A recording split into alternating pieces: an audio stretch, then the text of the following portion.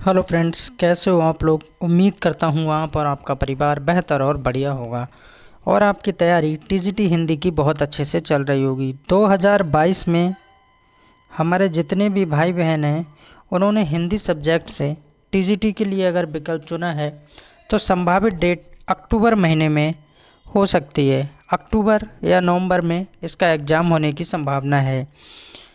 ठीक है, तो उसके लिए मैंने ये पहली वीडियो है, बाकी और भी वीडियो डाली हैं, लेकिन अभी जो सीरीज़ चालू कर रहा हूँ वो प्रीवियस ईयर की है। जितने भी क्वेश्चन हिंदी टीजीटी से प्रीवियस ईयर में पूछे गए हैं सारे डिस्कस करेंगे, सारे देखेंगे और उसके आसपास के प्रश्न भी देखेंगे, संभावित प्रश्न देखेंगे कि ये प्रश्न बन सकता है एग्ज़ाम में।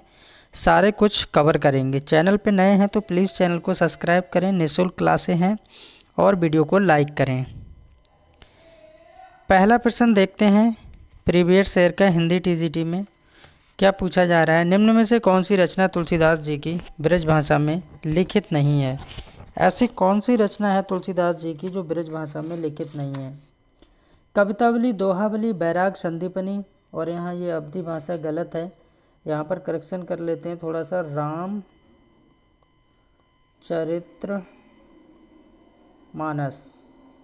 रामचरितमानस। निम्न में से कौन सी रचना तुलसीदास की ब्रज भाषा में लिखित नहीं है। तो कवितावली, दोहावली और बैराग संदीपनी। कवितावली, दोहावली, बैराग, संदीपनी ये किस भाषा में, ये सारी की सारी रचनाएं ब्रज भाषा में है, जबकि रामचरितमानस को तुलसीदास जी ने अवधी भाषा में लिखा है। किस भाषा में लिखा है? अवधी भाषा में लिखा है, ये याद रखना है। तुलसीदास जी के बारे में और थोड़ा सा डिस्कस कर लेते हैं कि और रचनाएं क्या उन्होंने रामचरितमानस के अलावा अवधी में लिखी हैं। बिल्कुल लिखी हैं, जैसे रामज्ञाप्रश्न। रामज्ञाप्रश्न को तुलसीदास जी ने अवधी में लिखा है। रामचरितमानस मैंने बता दिया अवधी में लिखा गया है। जानकी मंगल और बरबे रामायण ये रचनाएं तुलसीदास जी ने अवधी भाषा में लिखी हैं। क्वेश्चन का लेवल देख लीजिए, किस तरह के क्वेश्चन हिंदी टीजीटी के एग्जाम में पूछे गए हैं प्रीवियस ईयर में। इससे एक अंदाज़ा लग जाएगा, आपको अपनी तैयारी का पता लग जाएगा हम किस तरह की किस डायरेक्शन में तैयारी कर रहे हैं। पढ़ते तो सभी हैं, बेहतर स्कोर कुछ कम ही लोग कर पाते हैं। उत्तर प्रदेश सरकार द्वारा सन 1947 ईस्वी में गठित देवनागरी लिपि सुधार समिति के अध्यक्ष कौन थे, अर्थात उसके स्पीकर कौन थे। कब की बात हो रही है? 1947 की बात हो रही है। देवनागरी लिपि, एक क्वेश्चन तो यही बन जाता है कि हमारी लिपि क्या है, तो देवनागरी लिपि है। उसके स्पीकर पूछे जा रहे हैं तो उसके अध्यक्ष डॉक्टर धीरेन्द्र वर्मा, डॉक्टर संपूर्णानंद, आचार्य नरेंद्र देव, या इनमें से कोई नहीं। तो किसको बनाया गया? तो आचार्य नरेंद्र देव को बनाया गया था। सी विकल्प बिल्कुल राइट हो जाएगा, करेक्ट हो जाएगा। संपूर्णानंद शिक्षा का उद्देश्य किसने लिखा है? डॉक्टर संपूर्णानंद ने लिखा है। और मैंने यहाँ पर 30 क्वेश्चन लिए हैं, प्रत्येक वीडियो में लगभग 30-40 क्वेश्चन लूँगा। ठीक है, बाकी एग्जाम में आपको पता ही है कितने क्वेश्चन पूछे जाते हैं, 125 प्रश्न पूछे जाते हैं। एग्ज़ाम अक्टूबर या नवंबर में होने वाला है, ज़रूर अपनी तैयारी करते रहिए। अबहट भाषा से तात्पर्य है, अबहट भाषा से तात्पर्य किससे है कि ग्रामीण अपभ्रंश से है, ये परिनिष्ठित अपभ्रंश से है, या ग्रामीण प्राकृत से है, या उपरोक्त सभी हो जाएगा। तो ये ग्रामीण पृष्ठभूमि पे है और ग्रामीण अपभ्रंश से ली गई है। अपहट भाषा से तात्पर्य क्या हो जाएगा? यही हो जाएगा, बिल्कुल करेक्ट आंसर हो जाएगा। और साथ ही साथ ये भी याद रखना है कि हेमचंद ने, किसने? हेमचंद ने ये याद रखना है, हेमचंद ने अपने ग्रंथ काव्यानुशासन में लिखा है इसको। किसने लिखा है? हेमचंद ने काव्यानुशासन में इसको लिखा है। नेक्स्ट क्वेश्चन देखते हैं, 4 नंबर क्वेश्चन। जुगुत्सा स्थायी भाव होता है, तो किसका होता है जुगुत्सा? वीर रस का स्थायी भाव क्या होता है, साथ ही साथ जान लेते हैं। उत्साह होता है वीर रस का, उत्साह होगा तभी हम वीरता की बातें करेंगे। रौद्र रस, अद्भुत रस, बीभत्स रस। आप भी मेरे साथ लगाते रहिए और बताना ज़रूर आपका स्कोर कितना जा रहा है। वीडियो को रोक रोक के लगाइए और टेस्ट का मतलब ही यही है, अपनी नॉलेज को भी परखिए। तो बीभत्स रस का स्थायी भाव क्या होता है? जुगुत्सा होता है। ठीक है, नेक्स्ट क्वेश्चन देखते हैं 5 नंबर। 5 नंबर क्वेश्चन में क्या है, टकसाली भाषा कहते हैं। टकसाली भाषा किसे कहते हैं? टकसाली संस्कृत निष्ठ भाषा को, ग्रामीण भाषा को, परिनिष्ठित भाषा को, या इनमें से कोई नहीं? तो संस्कृत निष्ठ भाषा को टकसाली भाषा कहते हैं। अगर आपको विकल्प में संस्कृत मिल जाए तब भी कोई दिक्कत की बात नहीं है। कहीं कहीं संस्कृत और कहीं कहीं संस्कृत निष्ठ भाषा बोला गया है टकसाली भाषा को। फिलहाल कंफ्यूज नहीं होना है। 6 नंबर क्वेश्चन देखेंगे, हिंदी साहित्य का पहला इतिहास लिखा गया था। हिंदी साहित्य का पहला इतिहास लिखा गया था संस्कृत भाषा में, जर्मन भाषा में, फ्रेंच भाषा में, अंग्रेजी भाषा में। जो हिंदी साहित्य है, हिंदी लिटरेचर है, उसकी द फर्स्ट हिस्ट्री लिखी गई थी तो फ्रेंच भाषा में लिखी गई थी। कौन सी भाषा में? फ्रेंच भाषा में लिखी गई थी। तो सी बिल्कुल करेक्ट आंसर हो जाएगा। और प्लीज़ वीडियो को लाइक ज़रूर कर लीजिए, निःशुल्क प्लेटफॉर्म है, कोई भी पैसा किसी भाई बहन से यहाँ पर नहीं लिया जाता है। प्लीज़ वीडियो को लाइक ज़रूर कर लें। और ये भी पूछा जा सकता है आपसे आगे एग्ज़ाम में कि हिंदी साहित्य का पहला इतिहास लिखा गया था तो किस भाषा में लिखा गया था? तो आंसर आपका हो जाएगा फ्रेंच भाषा में लिखा गया था। लेकिन अगर यही पूछा जाए कि किसने लिखा था तो गार्सी द तारसी ने किया था। ये बिल्कुल याद रखना है। 7 नंबर क्वेश्चन देखेंगे, हिंदी का पहला पत्र उद्दंत मादड़ की प्रकाशन भूमि थी, यानी कहाँ से इसको प्रकाशित किया गया था हिंदी का पहला पत्र। अब एक तो यही आपका आंसर क्लियर हो गया कि हिंदी का पहला पत्र क्या है, तो उद्दंत मादड़ है। कहाँ से इसका प्रकाशन किया गया था तो ये याद रखना है, कोलकाता से किया गया था। कहाँ से? कोलकाता से। और 30 मई 1826 को डेट भी याद रखना है क्योंकि आपसे डेट भी पूछी जा सकती है। 30 मई 1826 बिल्कुल याद रखना है। 30 मई 1826 कलकत्ता यानी कोलकाता को याद रखना है।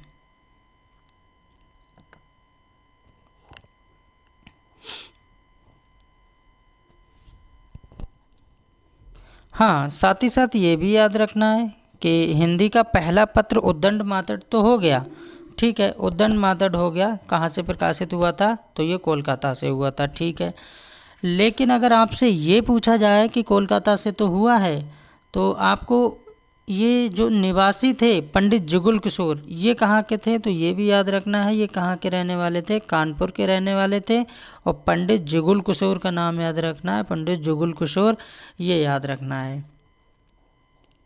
नेक्स्ट क्वेश्चन देखते हैं 8 नंबर। 8 नंबर क्वेश्चन में क्या पूछा जा रहा है, आधुनिक हिंदी साहित्य के इतिहास में राजा द्वय के नाम से विख्यात 2 रचनाकार बताइए। आधुनिक हिंदी साहित्य की बात हो रही है, राजा द्वय के नाम बता दीजिए, ऐसे कौन थे? तो राजा लक्ष्मण सिंह, गलत। राजा शिव प्रसाद सितारे हिंद और राजा राधिका सिंह, गलत। राजा लक्ष्मण सिंह और राजा शिव प्रसाद सितारे हिंद, ये क्वेश्चन अच्छा है, बढ़िया क्वेश्चन है। राजा लक्ष्मण सिंह और राजा शिव प्रसाद सितारे हिंद, ये दोनों का नाम आता है, बिल्कुल करेक्ट आंसर हो जाएगा। 9 नंबर क्वेश्चन देखेंगे, अनाम दास का पोथा शीर्षक उपन्यास के लेखक हैं। ये पहली बात तो विधा की दृष्टि से क्या है? उपन्यास है और नाम क्या है? अनाम दास का पोथा। किसने लिखा है इसको? वृंदावन लाल वर्मा, भगवती चरण वर्मा, अमृत लाल नागर या हजारी प्रसाद द्विवेदी? किसने लिखा है अनाम दास का पोथा? ये आपको बताना है। तो किसने लिखा है? हजारी प्रसाद द्विवेदी जी ने इसको लिखा है। हजारी प्रसाद द्विवेदी यानी अनाम दास का पोथा। अगर मैं आपसे पूछूं कुटुज या अशोक का फूल, ये मैं पूछूं आपसे अशोक का फूल, ये भी निबंध है हजारी प्रसाद द्विवेदी का और ये भी निबंध है हजारी प्रसाद द्विवेदी का, ठीक है। लेकिन अनाम दास का पोथा एक उपन्यास है जो कि हजारी प्रसाद द्विवेदी ने इसको लिखा है। 10 नंबर क्वेश्चन देखेंगे, आचार्य महावीर प्रसाद द्विवेदी द्वारा सरस्वती पत्रिका का संपादन भाग्य ग्रहण किया गया था। क्वेश्चन देख लीजिए कहाँ से क्वेश्चन टीजीटी में पूछे गए हैं। आचार्य महावीर प्रसाद द्विवेदी, जो कि द्विवेदी योग इन्हीं के नाम पे पड़ा है, महावीर प्रसाद द्विवेदी के नाम पर। कौन सी पत्रिका की बात हो रही है? मासिक पत्रिका है, ये सरस्वती पत्रिका की बात हो रही है। तो 10 का करेक्ट आंसर क्या हो जाएगा? आप भी कमेंट में बताना ज़रूर आपका स्कोर कितना जा रहा है। 1903 को याद रखना है। क्या याद रखना है? 1903 को बिल्कुल याद रखना है। नेक्स्ट क्वेश्चन देखते हैं 11 नंबर। नीला चांद उपन्यास के लेखक हैं। राघव राघव, सुरेंद्र वर्मा, वीरेंद्र रस्तोगी, इनमें से कोई नहीं। नीला चांद एक उपन्यास है जिसके लेखक बताना है कौन है, नीला चांद। तो नीला चांद के कौन हो जाएगा, यहाँ पर नीला चांद के राघव राघव, यहाँ पर ये भी गलत हो जाएगा, सुरेंद्र वर्मा ये भी नहीं है, वीरेंद्र रस्तोगी ये भी नहीं है, तो आंसर क्या हो जाएगा, डी हो जाएगा। अब आप कहेंगे सर ये तो डी तो हो गया लेकिन इसका आंसर भी तो पता होना चाहिए। तो 1988 1988 में शिव प्रसाद सितारे हिंद ने इसका किया था। कब किया था, 1988 में शिव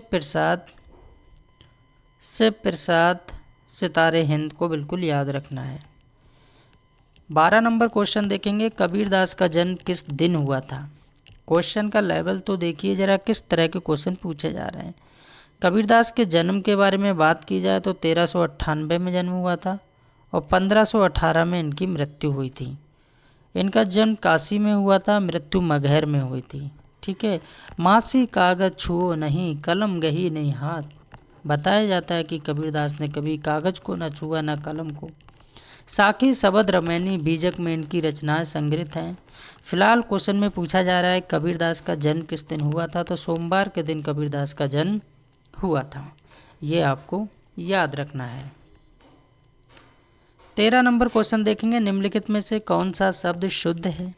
आशीर्वाद, आशीर्वाद, पहला वाला और दूसरा वाला बिल्कुल सेम हो गया है।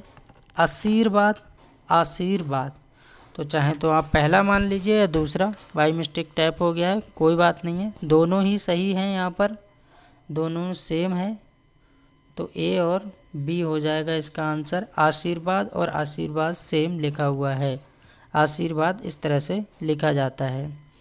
14 नंबर क्वेश्चन देखेंगे, इनमें से कौन द्विवेदी युग का कवि नहीं है। द्विवेदी युग का कवि कौन नहीं है। अयोध्या सिंह उपाध्याय हरिऔध, सोहनलाल द्विवेदी, राम नरेश त्रिपाठी, मैथिली शरण गुप्त। इनमें से कौन द्विवेदी युग का कवि नहीं है ये बताना है। तो कौन नहीं है, सोहनलाल द्विवेदी का नाम आता है, ये द्विवेदी युग के नहीं है। सेकंड बिल्कुल करेक्ट हो जाएगा आंसर। 15 नंबर क्वेश्चन देखेंगे, कामायनी को छायावाद का उपनिषद किसने कहा। कितना अच्छा क्वेश्चन पूछा गया है, देखिए कहाँ से क्वेश्चन बनाया है। पहली बात तो ये है, कामायनी को क्या है, विधा की दृष्टि से कामायनी क्या है। आंसर हो जाएगा कामायनी क्या है, कामायनी एक महाकाव्य है। अब दूसरा क्वेश्चन बन जाता है कि कामायनी महाकाव्य है लेकिन किसने लिखा है, तो प्रसाद जी ने लिखा है, यानी कि जयशंकर प्रसाद ने लिखा है। तीसरा क्वेश्चन बन जाता है कि सर इसमें सर्ग कितने हैं, तो इसमें 15 सर्ग हैं और सर्गों में विभक्त है कामायनी।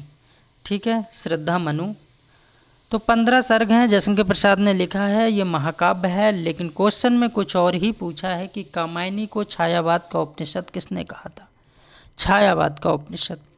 अच्छा, एक क्वेश्चन और बन जाता है कि छायावाद में कौन कौन कवि आते हैं, तो जयशंकर प्रसाद आते हैं, सुमित्रानंदन पंत आते हैं, ठीक है, और आपके निराला जी भी आते हैं, ठीक है, और महादेवी वर्मा। ये 4 नाम तो बहुत ही फेमस नाम हैं, और भी आते हैं जो कि छायावाद के रीढ़ कहे जाते हैं, छायावाद का विशेष क्रम में इनका नाम आता है। तो कामायनी को छायावाद का उपनिषद किसने कहा है ये आपको बताना है। तो शांति प्रिय द्विवेदी ने कहा है, शांति प्रिय द्विवेदी कामायनी को छायावाद का उपनिषद कहा है। एक क्वेश्चन और बन जाता है कि उपनिषदों की संख्या कितनी है, तो 108 उपनिषदों का जिक्र किया गया है, बताए गए हैं उपनिषद कितने हैं, 108 हैं। सारे डाउट्स को क्लियर करते चलेंगे और हो सके तो आप नोट्स बनाइए, खुद से पढ़िए, क्योंकि साहित्य बहुत तगड़ा पूछा जा रहा है, अच्छा पूछा जा रहा है, लेवल का पूछा जा रहा है, तो साहित्य को बहुत डीपली, अभी तक के सारे पेपर्स प्रीवियस मैंने देखे थे, तो सभी पेपरों में मुझे जो 2021 का लास्ट वाला पेपर हुआ है वो पेपर काफ़ी चेंज बनाया है आयोग ने, बहुत टफ पेपर बनाया था, और बाकी पेपर लगभग सही थे, एक ही पैटर्न पे चल रहे थे। 21 में जो है बहुत तगड़ा साहित्य खंगाला गया है, अच्छे लेवल के क्वेश्चन पूछे गए हैं। आपको भी तैयारी अच्छी ही करना है और हमें अच्छी कराना है। आचार्य भिखारीदास कृत प्रमुख काव्य शास्त्रीय ग्रंथ है। भिखारीदास बिल्कुल नाम याद रखना है। काव्य प्रकाश, काव्य निर्णय, काव्यांग प्रकाश और रस सारांश। तो 16 का बिल्कुल करेक्ट आंसर क्या हो जाएगा? काव्य निर्णय को याद रखना है। किसको याद रखना है? काव्य निर्णय को बिल्कुल याद रखना है। किसके द्वारा? भिखारीदास के द्वारा। 17 नंबर क्वेश्चन देखेंगे। प्रगतिशील लेखक संघ के प्रथम अधिवेशन की अध्यक्षता किसने की थी? ये भी क्वेश्चन काफ़ी टफ है, प्रीवियस ईयर का क्वेश्चन है। प्रगतिशील लेखक संघ के प्रथम अधिवेशन की अध्यक्षता किसने की थी? मुंशी प्रेमचंद, नागार्जुन, राही मासूम रजा, सूर्यकांत त्रिपाठी निराला। तो किसने की थी? मुंशी प्रेमचंद ने की थी। ठीक है, एक क्वेश्चन तो ये बन गया कि मुंशी प्रेमचंद ने की थी, लेकिन कब की थी? तो 1936 ईस्वी में सज्जाद जहीर और मुल्क राज आनंद के प्रयत्नों से भारतवर्ष में मुंशी प्रेमचंद की अध्यक्षता में इसका प्रथम अधिवेशन भी पूछा जा सकता है आगे, तब आपको याद रखना है इसके अधिवेशन, प्रथम जो अधिवेशन हुआ है वो कहाँ हुआ है? लखनऊ शहर में हुआ है, उत्तर प्रदेश की राजधानी लखनऊ में हुआ है, और इसकी अध्यक्षता मुंशी प्रेमचंद जी ने की है। ये आपको याद रखना है। प्रगतिशील लेखक संघ के प्रथम अधिवेशन की अध्यक्षता किसने की थी? तो मुंशी प्रेमचंद ने की थी। कब की थी? 1936 में की थी, यानी कि 1936 में की थी। अपने आप से नोट्स बनाते रहिए, बेहतर होगा तैयारी अच्छी करने के लिए। 18 नंबर क्वेश्चन देखेंगे। छायावाद शब्द का सर्वप्रथम प्रयोग किस आलोचक ने किया था? छायावाद शब्द का सर्वप्रथम प्रयोग किस आलोचक ने किया था? तो मुकुटधर पांडे का नाम तुरंत आता है। ये क्वेश्चन रिपीट भी हुआ है और भी एग्जामों में, अच्छा क्वेश्चन है। ठीक है, इसका आंसर पहला वाला हो जाएगा। नेक्स्ट क्वेश्चन देखते हैं 19 नंबर। केशव, अच्छा, हिंदी में विराम चिन्हों की संख्या कितनी है? विराम चिन्ह का यहाँ पर प्रयोग किया गया है। विराम चिन्हों की संख्या कितनी है? तो 20 है। किसके अनुसार? कामता प्रसाद गुरुजी के अनुसार हिंदी में विराम चिन्हों की संख्या 20 है। ये एक विराम चिन्ह आया है यहाँ पर, तो ये विस्मयबोधक या आश्चर्यचकित चिन्ह की श्रेणी में आता है। केशव कहीं न जाई का कहिए, ये पंक्तियाँ किस रचनाकार की हैं? अब ये कुछ लोग तुक्का मारेंगे इसको, और केशव नाम को देखते ही तुरंत केशव को टिक कर देंगे कि केशव दास की ये होंगी, लेकिन ये बात बिल्कुल गलत है। ये केशव दास की नहीं है। ये किसकी हैं? ये तुलसीदास की हैं। किसके हैं? तुलसीदास की। तो बिल्कुल याद रखना है, केशव कहीं न जाई का कहिए, ये पंक्तियाँ तुलसीदास की हैं। 20 नंबर क्वेश्चन देखेंगे। निम्नलिखित में से संत काव्य धारा में न आने वाले कवि का नाम है। क्वेश्चन को अच्छे से पढ़ना है। संत काव्य धारा में कौन नहीं आ रहा है? कबीरदास संत काव्य धारा में आते हैं, मैंने बता दिया। साकी, शबद, रामायणी, बीजक में इनकी रचनाएं संग्रहित है। ठीक है, कमाल और कमाली इनके बच्चे हैं। नीरू और नीमा इनके माता पिता हैं। ऐसा भी कहा जाता है कि एक विधवा ब्राह्मणी की कोख से इन्होंने जन्म लिया था, जो लोग लाज की भय से लहर तारा तालाब के समीप इनको रखाई थी। और लोई इनकी पत्नी का नाम है। 1398 में इनका जन्म, 1518 में इनकी मृत्यु है।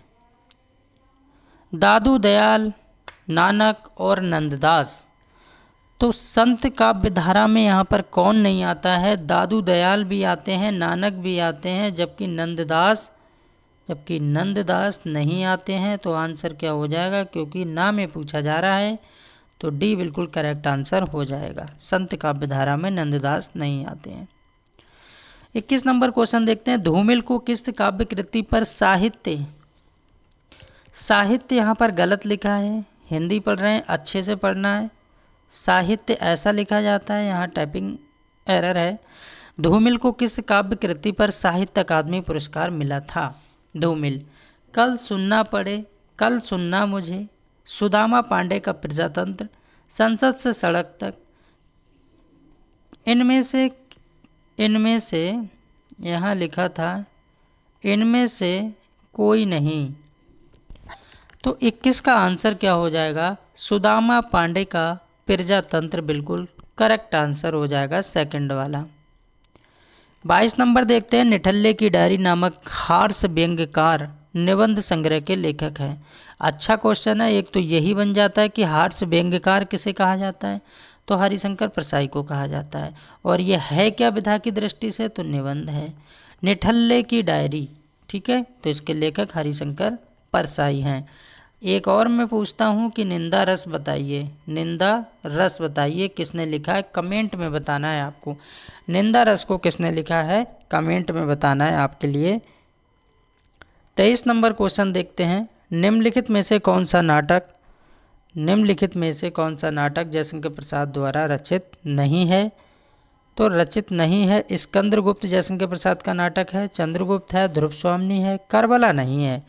करबला नहीं है तो ये रचना किसकी है, क्वेश्चन बन जाता है। करबला किसकी रचना है, करबला, ठीक है, आपको बताना है करबला किसकी रचना है। तो करबला एक नाटक है जो कि मुंशी प्रेमचंद ने लिखा है। क्या है ये, एक नाटक है करबला जो प्रेमचंद जी ने लिखा है, मुंशी प्रेमचंद जी ने इसको लिखा है। बिल्कुल याद रखना है किसने लिखा है, मुंशी प्रेमचंद जी ने इसे लिखा है करबला। जय पराजय में कौन सा समास है, जय और पराजय कौन सा समास है? ऐसा कौन सा समास होता है जिसमें दोनों पद प्रधान होते हैं और एक दूसरे के अपोजिट होते हैं और बीच में योजक चिन्ह होता है? तो बात करते हैं हम द्वंद्व समास की। किसकी बात हो रही है, द्वंद्व समास की बात हो रही है। तो द्वंद्व समास इसका बिल्कुल करेक्ट आंसर हो जाएगा। जय का अपोजिट पराजय हो जाएगा, पराजय का जय हो जाएगा। ठीक है, एक दूसरे के अपोजिट हैं, दोनों पद प्रधान हैं, इसकी विशेषताएं बता रहा हूँ, आगे भी क्वेश्चन बन सकता है। दोनों पद यहाँ प्रधान हैं, दोनों पद प्रधान हैं, एक दूसरे के अपोजिट हैं और बीच में योजक चिन्ह लगा है, इसको योजक चिन्ह बोलते हैं। तो ये तो द्वंद्व की पहचान है। दिग्गु में क्या होता है, इसमें संख्यावाची पद होता है। ठीक है, जैसे चौराहा है, तिराहा है ना, 12 है, 10 है, तो दिग्गु में चला जाता है। बहुब्री में कोई भी पद प्रधान नहीं होता है, जैसे कि लंबोदर है, लंबा है जिसका उधर, चक्रपाणी है, चक्रपाणी यानी विष्णु। ठीक है, तो इसमें बहुब्री में चला जाता है। अव्ययभव में क्या होता है, अव्ययभव में अगर मैं आपसे बात करूं तो दुनिया का कोई भी समास अव्ययभव में तब चला जाता है जब उसमें उपसर्ग लगा हो। क्या लगा हो, उपसर्ग। एक पहचान है कि उपसर्ग लगा हो, उपसर्ग तो आप जानते ही होंगे शब्द के पहले लगता है। और दूसरा, मैंने कह दिया रात और रात, एक ही शब्द की पुनरावृत्ति हुई है दोबारा। योजक चिन्ह तो है लेकिन रात रात, बात बात, ठीक है, जात जात, तो इस तरह के शब्दों में एक शब्द को दोबारा रिपीट करना ही अव्ययभव में भी चले जाते हैं और उपसर्ग भी होता है। फिलहाल इसका आंसर क्या हो जाता है, द्वंद्व समास जय और पराजय में।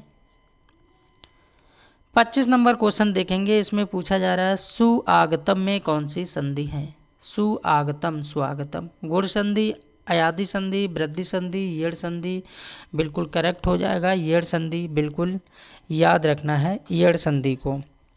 अच्छा, और भी आपसे पूछा जा सकता है, यद्यपि पूछा जा सकता है कि यद्यपि का बताइए। ठीक है, यद्यपि का पूछा जा सकता है, तो यद्यपि का भी आपको याद रखना है। यदि तो क्या हो जाएगा, यदि धन अपि हो जाएगा, तो आप इस तरह से बना सकते हैं, यद्यपि हो जाएगा। प्रत्येक का पूछा जा सकता है आप, तो इन सब में क्या है, यड़ संधि है प्रत्येक में, तो प्रति अलग हो जाएगा यहाँ से और धन एक अलग हो जाएगा, प्रति एक, तो इस तरह से यड़ संधि यहाँ पर हो जाती है। 26 नंबर क्वेश्चन देखेंगे, निम्नलिखित में से सही शब्द छांटिए। कवयत्री कैसे लिखा जाता है आप देखिए।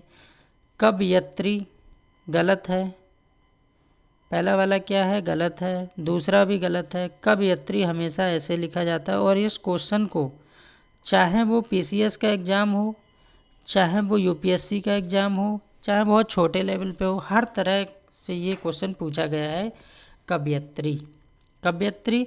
और दूसरा आपसे पूछा जाता है कालिदास। अब कालिदास कहीं कहीं हम जब गूगल करते हैं और किताबों में देखते हैं तो इस तरह से भी लिखा जाता है, जो कि वर्तनी की दृष्टि से गलत है। ठीक है, कालिदास ऐसे लिखा जाता है, तो सही कौन सा होगा, ये वाला होगा वर्तनी की दृष्टि से। इस तरह से वर्तनी वाले शब्दों को अच्छे से पढ़ना है। यशपाल की आत्मकथा है, साथ ही साथ ये रखना है, बार बार पूछा जाता है पर्दा रचना किसकी है, तो यशपाल की है। नीड़ का निर्माण, फिर सिंहावलोकन, मेरी जीवन यात्रा, मेरा जीवन प्रभा, तो सिंहावलोकन को बिल्कुल याद रखना है। 27 का बिल्कुल करेक्ट आंसर बी हो जाएगा, यशपाल की आत्मकथा सिंहावलोकन। और साथ ही साथ ये याद रखना है कि जो यशपाल जी हैं वो साम्यवादी विचारधारा के प्रवर्तक माने जाते हैं। कौन सी विचारधारा के? साम्यवादी विचारधारा के प्रवर्तक यशपाल को माना जाता है। और इनकी जो कथा है सिंगा अवलोकन, आत्मकथा है सिंगा अवलोकन, इसको 3 भागों में बांटा गया है। आपसे नेक्स्ट एग्जाम में फ़िलहाल पूछा नहीं गया है टीजीटी के एग्ज़ाम में, लेकिन पूछे जा सकता है आगे। नोट डाउन कर सकते हैं कि जो साम्यवादी विचारधारा के प्रवर्तक हैं यशपाल जी, उनकी आत्मकथा को 3 भागों में बांटा गया है, प्रकाशित किया गया है। पहले तो आप 1951, 1952 और 1955 को याद रखना है, ठीक है। 1951 और फिर 1952 और 1955, यानी कि जो सिंगा अवलोकन आत्मकथा है यशपाल जी की, इसको 3 भागों में प्रकाशित किया गया है, बांटा गया है। 28 नंबर क्वेश्चन देखेंगे। आचार्य रामचंद्र शुक्ल द्वारा लिखित 11 वर्ष का समय किस विधा की रचना है? कहानी है, नाटक है, उपन्यास है, डायरी है? अच्छा है, बहुत ही बढ़िया है, कहानी है ये, ठीक है। क्या है? कहानी है। आचार्य रामचंद्र शुक्ल द्वारा लिखित 11 वर्ष का समय, कितने वर्ष का? 11 वर्ष का समय क्या है? एक कहानी है, ठीक है। आचार्य रामचंद्र शुक्ल के द्वारा 28 का ए बिल्कुल करेक्ट आंसर हो जाएगा। 1903 ईस्वी में महावीर प्रसाद द्विवेदी के द्वारा संपादित पत्रिका सरस्वती पत्रिका में इसको प्रकाशित किया गया था। कब? 1903 में। ये भी साथ ही साथ याद रखना है। इस वीडियो का सेकंड लास्ट क्वेश्चन देखेंगे। ज़्यादा क्वेश्चन मैंने नहीं लिए, आराम से पढ़ो। 30 क्वेश्चन लिए हैं, 33 क्वेश्चनों की हम प्रीवियस ईयर हिंदी टीजीटी की सीरीज देखेंगे। कलकत्ता में स्थापित फोर्ट विलियम कॉलेज के संस्थापक थे कौन? जॉन गिलक्रिस्ट थे। कौन थे? जॉन गिलक्रिस्ट, यानी 29 का ए बिल्कुल सही हो जाएगा। लास्ट क्वेश्चन देखते हैं 30 नंबर। 30 नंबर क्वेश्चन में क्या है? सैयद इब्राहिम का उपनाम क्या है? जॉन, कवि, आलम, रसखान। तो क्या कहा जाता है? सैयद इब्राहिम को क्या कहा जाता है? रसखान के नाम से जाना जाता है, रसखान, ठीक है। रसखान को बिल्कुल याद रखना है। 30 में से आपका स्कोर कितना जा रहा है कमेंट में ज़रूर बताना है। खुश रहिए, मस्त रहिए और बिंदास रहिए, तैयारी अपनी करते रहिए।